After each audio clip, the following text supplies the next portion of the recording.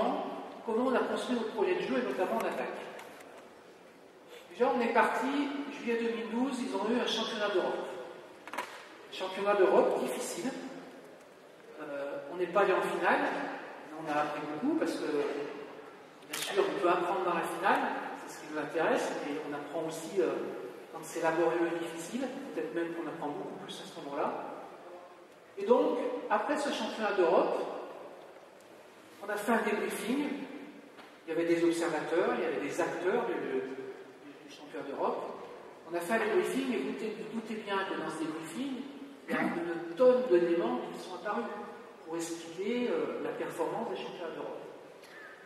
Nous, dans cette tonne d'éléments, on a discuté entre nous, on en a fait la synthèse, on a essayé d'isoler ceux qui nous semblaient les plus pertinents pour tout de suite dans l'année construire quelque chose en vue d'aller au championnat du monde et de le gagner. Alors, ces éléments, ils sont peut-être simples, ils sont peut-être un petit peu trop restreints, je ne sais pas, mais en tout cas, puisque je suis là pour témoigner, c'est ceux qu'on a fait en compte. Après, à vous de voir si vous trouvez ça intéressant ou pas. Le premier constat qu'on a fait, c'est qu'il nous faut 4 ballons pour marquer un but, et quand on observait les adversaires, on faisait quelques stats avec les adversaires, il leur fallait 3 ballons. Ça nous a beaucoup interrogés, bien sûr.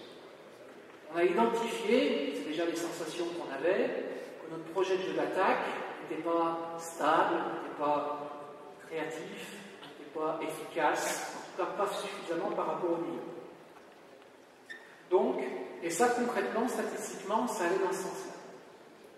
2, on a essayé de comprendre pourquoi on avait besoin de tant de ballons pour marquer, et on s'est rendu compte que notre circulation de balles, la préparation des attaques, la création d'un contexte pour déséquilibrer l'adversaire dans ce qu'on allait jouer après en attaque, était insuffisant. Vous verrez, ça, je vais vous détailler, j'essaierai de vous montrer des images. Et notamment sur les notions d'écartement, de fixation et de continuité. Donc, comme je vais y revenir après, je ne vais pas trop détailler à ce moment-là. Troisième point, on a utilisé beaucoup d'enclenchements. On utilisait beaucoup d'enclenchements, et il y en a un qui marchait, on ne répétait pas. Voilà. Et donc on les utilisait un petit peu de manière aléatoire, c'est trop sévère, mais c'est bien de mettre un peu de caricature, mais il n'y avait pas de sens non plus dans l'utilisation des enclenchements. On faisait l'enclenchement pour l'enclenchement. Ça expliquait peut-être pourquoi on n'était pas efficace, et du coup on avait un manque, un déficit de lecture dans les moments importants où il fallait prendre des décisions en attaque.